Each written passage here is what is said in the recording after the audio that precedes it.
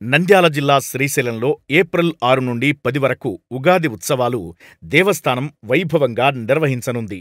ఈ ఉత్సవాలకు తెలుగు రాష్ట్రాలతో పాటు కర్ణాటక, మహారాష్ట్రల నుండి అధిక సంఖ్యలో భక్తులు వస్తారని అధికారులు అంచనా వేశారు. ఈ నేపథ్యంలో భక్తులకు దేవస్థానం కల్పిస్తున్న ఏర్పాట్లను ఈవో పెద్దిరాజు సంబంధిత అధికారులతో కలిసి పలుచోట్ల పర్యటించి ఏర్పాట్లను పరిశీలించారు. యాంఫీ థియేటర్, మల్లమ్మ కన్నీరు, ఉద్యానవనాలు, పార్కింగ్ ప్రదేశాలు, వలయ రహదారి మొదలైన వాటిని పరిశీలించారు. భక్తులకు ఎలాంటి అసౌకర్యం కలగకుండా ముందస్తు జాగ్రత్తలు తీసుకోవాలన్నారు. భక్తుల సౌకర్యార్థం ఇప్పటికే పలుచోట్ల చలువ పందిళ్లు వేశారు.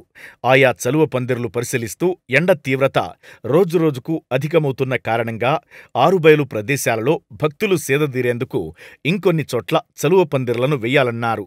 శివరాత్రి కంటే ఎక్కువగా చలువ పందిర్లు ఏర్పాటు చేయాలని ఆదేశించారు. చలువ పందిర్ల వద్ద అంతరాయం లేకుండా మంచినీటి సరఫరా చేయాలన్నారు. మంచినీటిని ట్యాంకర్ల ద్వారానే కాకుండా వాటర్ ప్యాకెట్ల రూపంలో కూడా అందించాలని సూచించారు. ఉత్సవాల సమయంలో క్షేత్ర పరిధిలో పారిశుధ్యంపై ప్రత్యేక దృష్టి పెట్టాలని అధికారులను ఆదేశించారు. శౌచాలయాల శుభ్రత పట్ల అవసరమైన చర్యలు తీసుకోవాలని, శౌచాలయాలకు నిరంతరం నీటి సరఫరా ఉండేలా చూడాలని తెలిపారు.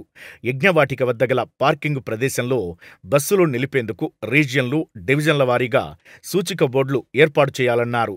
ఉత్సవాల సమయంలో దుకాణదారులు వస్తువులను అధిక రేట్లకు విక్రయించకుండా ఎప్పటికప్పుడు తనిఖీలు చేస్తుండాలని సంబంధిత అధికారులను ఈవో పెద్దిరాజు ఆదేశించారు.